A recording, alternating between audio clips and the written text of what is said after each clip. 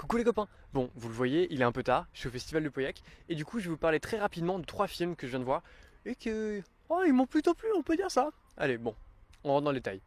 Le premier, c'est Papicha, ça se passe en Algérie au début des années 90, et c'est l'histoire d'une étudiante en français qui, elle, préfère un peu la mode, et qui va faire face à la montée de l'intégrisme, du coup sa mode va pas être trop appréciée partout, et voilà. Et le point qui m'a vraiment fait aimer ce film, c'est que le film va tout le temps jouer avec des codes. Dans un premier temps, ça va être les codes de la mode, où bah, Nejma, la jeune fille, va pas vouloir porter de voile, mais du coup va plus ou moins se... Merci le moustique. Va plus ou moins vouloir se le réapproprier.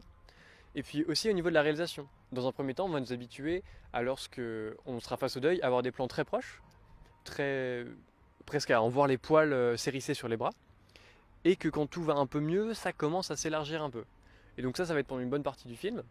Et puis en fait, quelque part, bah, inconsciemment, dès qu'on verra un plan proche, on comprendra qu'il y a eu une mort, que ce soit une mort physique ou bien idéologique, voire sa liberté qui disparaît.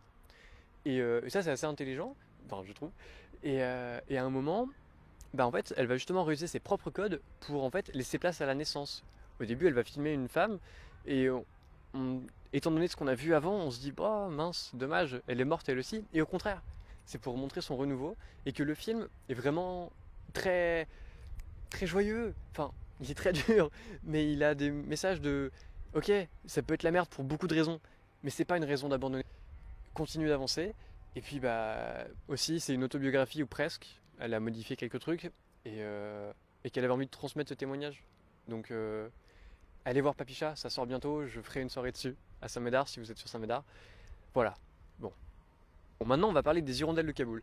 C'est un film d'animation. Ça se passe à Kaboul comme on le devine. Et durant l'été 98, donc bah, en France c'est la Coupe du Monde, et d'ailleurs il y a une référence à ça. C'est pas très joyeux non plus, en fait, genre du tout. On va suivre l'histoire de deux couples. Un couple assez jeune qui veut devenir prof, sauf que bon, en fait l'éducation à ce moment-là, ils peuvent pas trop l'enseigner.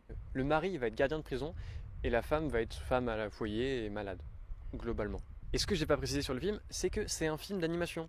Et l'animation du film est juste trop belle. Vous voyez un peu de l'aquarelle sur du canson? Ouais, bon bah c'est ça pendant 1 heure et demie. Et ça peut déplaire un peu, parce que c'est un parti pris, mais je trouve ça totalement magnifique. Et que même, ce qui pourrait aussi être particulier, mais qui au contraire renforce le propos du film, c'est que dès qu'il va y avoir un arrière-plan, l'arrière-plan va être fixe.